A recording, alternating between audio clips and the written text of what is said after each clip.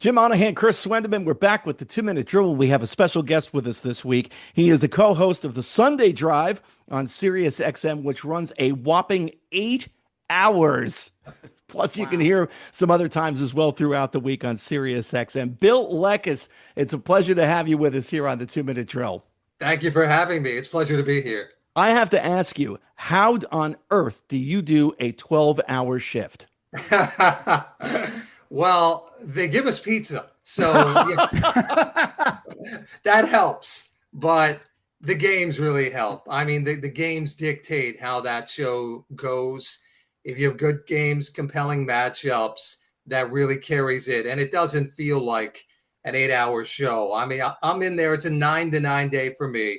I do that show from in Midtown at the SiriusXM studio. So I leave the house about 9 o'clock and I get home about 9 o'clock at night. And the actual on air is noon to 8 p.m. Eastern time. But the first hour is the only hour where there are not games going on, and maybe the final half hour. And really, you don't know what time it is. You're not paying attention because the games carry it and really make the flow go on that kind of show. What kind of show prep do you have to put into this?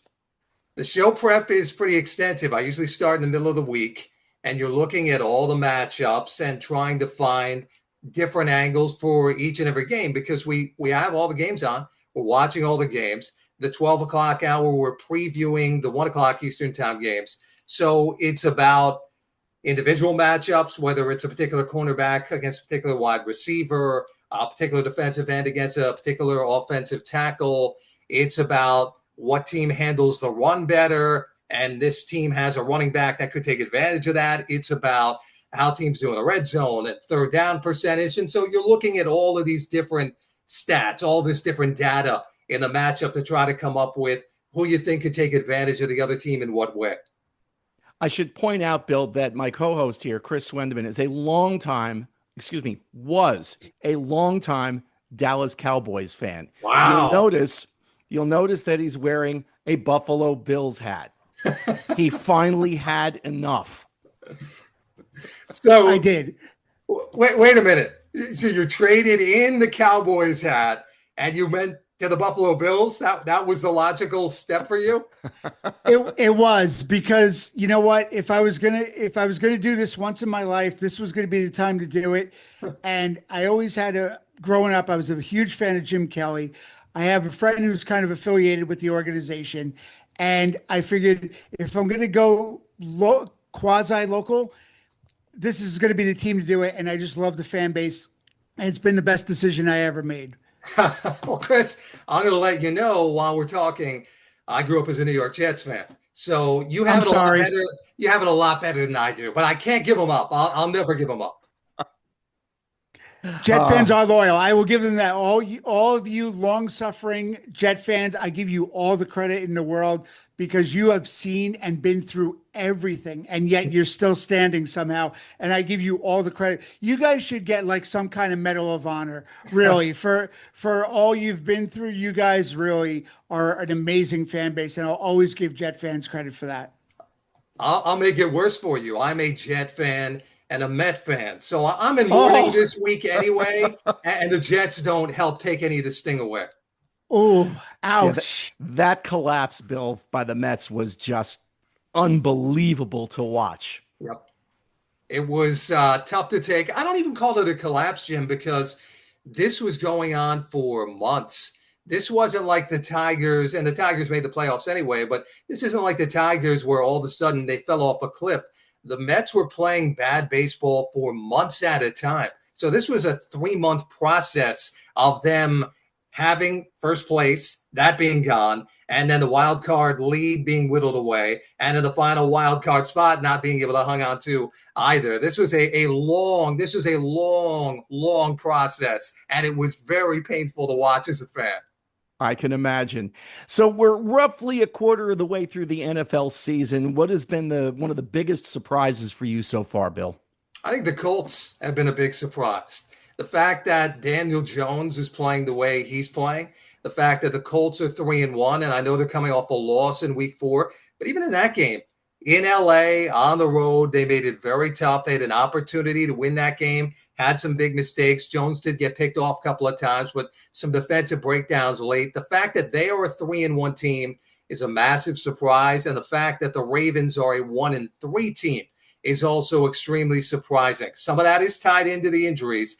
They have a ton of them all over the field. Even Lamar Jackson now with a hamstring. Ronnie Stanley, their left tackle. Nnamdi Madubuike, the defensive tackle. He's out for the year. Roquan Smith, Marlon Humphrey, and the list goes on. So they have a lot of walking wounded over there. That has hurt the Ravens, but they haven't played good football either. Defense has not been good. Running game has not been the same. And the wide receivers, you get them in man-to-man coverage, they have not been able to break loose. And Lamar Jackson's been forced to hold the ball an awful lot. So people had them as a Super Bowl favorite. They're 1-3 out of the gate. And with the injuries, it does not look like it's going to turn around real quick. Do you think that it hurts Lamar Jackson's legacy and how he's viewed because he cannot beat Mahomes and or Josh Allen? I think it does. I think Lamar Jackson's in a similar position to, and they're very different quarterbacks now, to where Peyton Manning was at one point, where Peyton Manning was outstanding. His teams did well. His numbers were off the charts, and they couldn't win a Super Bowl, couldn't get to a Super Bowl, which Lamar hasn't either. And a lot of times when he'd have those head-to-head matchups with Tom Brady and the Patriots, he'd come up on the losing end. So I think he's in that area right now. I'll give you a different definition of it, which is closer to home for me. I told you I'm a Mets and a Jets fan. I'm a Knicks fan. So I look at Lamar Jackson right now as Patrick Ewing, trying to get past Michael Jordan with all these great seasons and all these numbers and a Hall of Fame career and not able to get over the hump. And that's kind of where we are right now, at least with Lamar Jackson. You mentioned Patrick Mahomes, and I'm looking at he had a pretty good weekend this past Sunday, but the Chiefs are 2-2, and they've looked really, really shaky in those first two losses. How concerned should the Chiefs be? I would say I would have been more concerned a couple of weeks ago. I think they stabilized things in the last couple of weeks. Not the Giant game as much as the Raven game where Mahomes threw the 4 touchdowns. They're getting whole, Jim, and I think that's the big point for them. They got Xavier Worthy back. That makes the offense much more dangerous. It opens things up for the wide receivers on that team with the speed that he brings. In week 7, they'll get Rashee Rice back off the suspension, another wide receiver there. So I think unlike the Ravens, the Chiefs have stabilized the situation. They have taken the early hit, and now they're headed in the right direction. I would not be as concerned about KC as I am about Baltimore. They're also talking in the last 24 hours or so, Bill. They've been talking. Obviously, NFL finished up first game ever in Dublin, Ireland this weekend with Pittsburgh over Minnesota. Minnesota spending 2 weeks overseas, going back-to-back, first team to ever do it. How close are we to getting a team expansion team overseas, do you think? I don't know if we're on the verge of getting an expansion team there. I think what comes before that is an expansion of these overseas games. I think we're going to see more and more. The Commissioner Roger Goodell has said as much, where he'd love for every team to play a game over there. And if they eventually expand the season and extend it from 17 to 18 games, which we all know they want to do, I think that's what's going to happen. Every team will play one game overseas at some point. Once we get there, that might be the jumping off point to having a team overseas. But there are a lot of, I think you know this, a lot of logistical issues with that. How's the travel going to work out going both ways? So there's some things to iron out before we get to that point. But the first, I think, step is where we are. And then the big leap is to get to every team's playing at least one game overseas throughout the year. Go ahead, Chris. No, and they just announced partnership with Brazil over the next, I believe, 4 or 5 years, guaranteed game in Brazil over and to bring the NFL and more programs with the NFL sponsorship to Brazil and game in Rio next year. But over the next 4 or 5 years, they're going to have a big partnership there as well. Yes, they are. I mean, they've had Sao Paulo, and they've done that the last 2 years on the Friday night of the first week. So I think it was natural for them to try to play games in Rio, and they're going to look to other markets. I mean, they got to Ireland this year. We've seen a lot of London Germany, Spain. I think they're going to try as many markets as they think are viable for them and see what hits, because so far, from the fan standpoint, it's been a tremendous success. I don't know that if I was the Vikings, I'd want to spend back-to-back weeks overseas, especially after they got beaten up by the Pittsburgh Steelers. I don't know from a competitive angle if that's the best thing, but for the league, it's worked out very, very well so far. As the league, obviously is going international. This is a goal I think that Goodell has had for some time. I look to what they just announced with the Super Bowl halftime performance of Bad Bunny, and you look at who he appeals to. I think he's over the past 5 years, he's been either first, second, or third in terms of streaming artists on Spotify. So a lot of people know who he is, 3-time Grammy Award winner, and obviously with a very, very strong international appeal. Now, no question about it. Now, my daughter wanted it to be Taylor Swift, so maybe she was disappointed, but I get where you're going, and it makes sense. I think they're looking for every single angle and connection that they can find to get more fans interested. And that's whether it's in the entertainment, in a halftime show, the Super Bowl, or whether it's the actual product on the field. And that's what's going on with a lot of the sports. But I think the NFL is ahead of the curve in what they're doing, the amount of games they're playing, regular season games that they're playing overseas. And this has been something that Roger Goodell's been banging the drum on for a long time. What were your impressions of Jaxson Dart in his NFL debut? I thought he showed a lot of toughness because he took some big hits in that game. I thought he provided energy for the Giants, and they rallied around him. And I think that's the biggest thing. The numbers aren't going to jump off the charts. He threw for about 111 yards. He ran the football well. He gave them that athletic angle that they were looking for. But I think more than anything else, he provided them with energy and somebody that the rest of the team got behind. That game was not won necessarily because of Jaxson Dart. That game was won because they also ran the football and the defense played an outstanding game. And I'll tell you, Jim, what it actually reminded me of, and this probably won't make Giants fans happy, but it's the truth.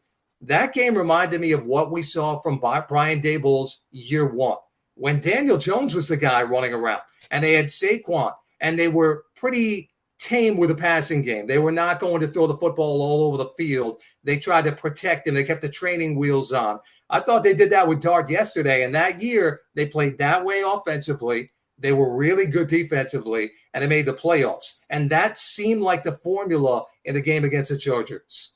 Chris, let me throw it to you on this as well, because last week you and I were talking and you were really, really concerned about the Giants offensive line and, Jaxson Dart being in there too soon in the season. What were your impressions after watching him yesterday? I was really impressed. I was very surprised in a good way. How he handled himself, the moxie he had. And that was my biggest concern. I didn't want the Giants throwing him in there and ruining this kid's confidence. I really like his attitude. I think he brings something that the Giants have lacked for a long time, and that's a little moxie.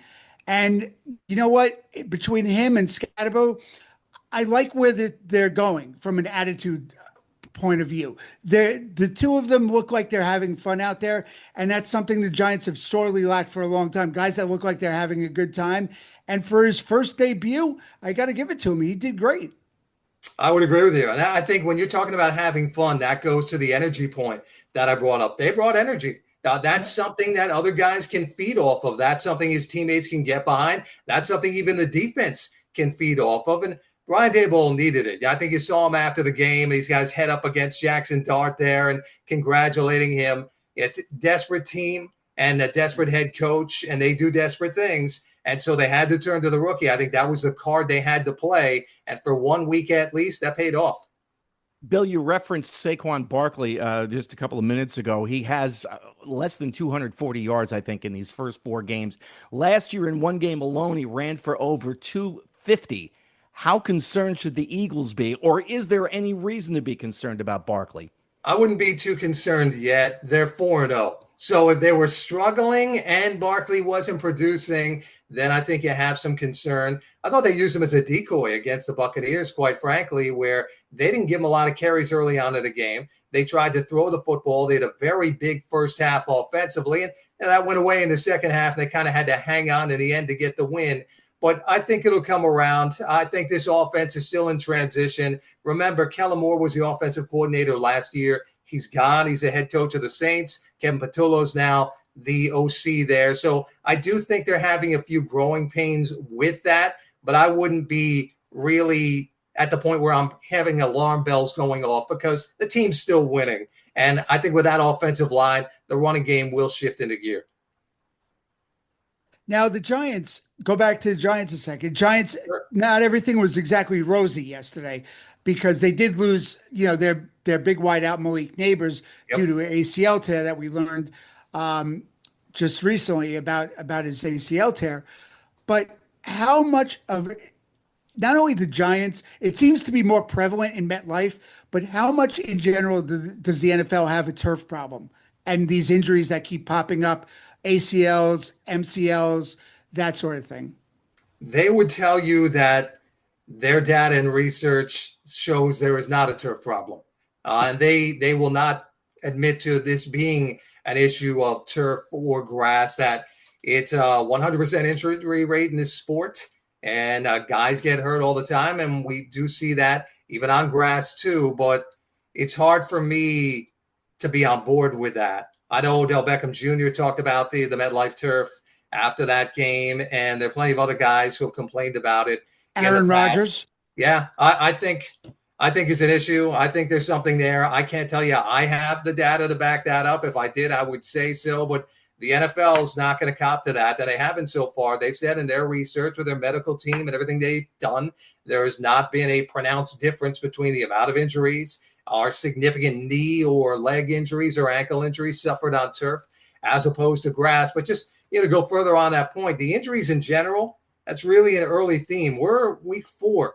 Malik Neighbors gone for the year. Joe Burrow gone for most of the year. Nick Bosa gone for the year. A CeeDee Lamb missing significant time. There are big injuries. Joe Alt went down in that game. He's going to miss some time for the Chargers. There are injuries all over the place. And that's one of the big things. I was talking about this off the air actually during my show on Sunday, and that is part of what goes on in the NFL. Yes, there are teams that are far more talented than other teams, but it is a survival of the fittest. And the team that gets to the end has to have some good fortune injury-wise and not suffer so many injuries that they're overwhelmed. We saw the Lions get overwhelmed last season by playoff time, even with a great season they had. So that really does, in the long haul, factor in to who's left standing at the end of the year. What concerns me about a lot of these injuries that are happening is they're non-contact. It's one thing to have a contact injury. You can see what would happen there, but a lot of these injuries that are happening aren't contact related. And for me, that's a huge red flag. It is a huge red flag. We've seen those, the Malik Neighbors, he plants and then tries to jump, suffers the injury.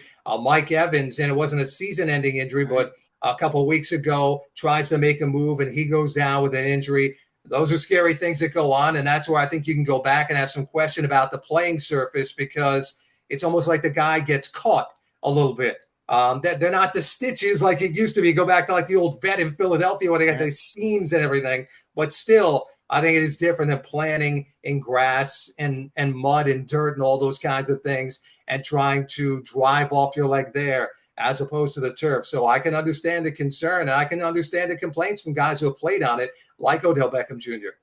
While not being a professional athlete in any way, shape, or form, I have played on both the original AstroTurf, which I hated. It was just abysmal, as well as the more recent Field Turf, which feels a lot different. You're running on a cushion, if you will. I don't know if that's the right word or not, but it's a combination of grass and rubber pellets. So there's some, at least it feels as if there's some give to it. But definitely, you plant your foot, and it may not do what you want it to do the way it does on an all grass surface. The traction is different, and I'm sure from the cleats or the spikes or whatever they use, that's got to be different too when you're playing on a grass field as opposed to when you're playing on field turf. I run on field turf all the time. I know exactly what you're talking about, and your foot can go out from under you when you try to plant and make a move and things like that. So it's definitely not the same feel as running around on grass. I know a lot of the players, and Chris, you just mentioned about how many injuries have happened at MetLife, but there's been a lot of talk about once the World Cup comes in and it'll be a different surface. a lot of players are hoping, could we leave that one out there, please? Well, that's the thing. See, I understand their concerns and I understand their complaints, because if I'm a player and I'm concerned about the surface and I see what they're doing for the World Cup, what I'm saying to my owner is, why can't we have that? If you're doing it for a special event that's going to come and go, why can't we have that for the guys you're paying all this money to, so we can play on that and hopefully stay healthier and make it through the year and avoid some of these injuries? I get it.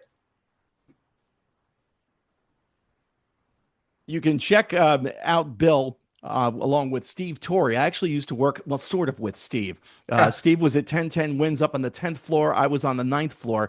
Okay. We were dueling sports directors, if you will. He was at 1010 Wins. I was at WNEW-FM.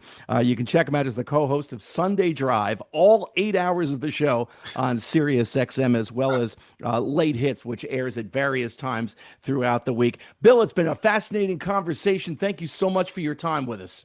Anytime, guys. Thank you so much for having me on. And you know what we say, if you like what we do, tell a friend. If you hate what we do, tell an enemy. Just please tell somebody. I'll tell everybody. Perfect. Love it. Swendeman, we'll talk next week. You got it, Jim. And thanks again, Bill. Thanks so much.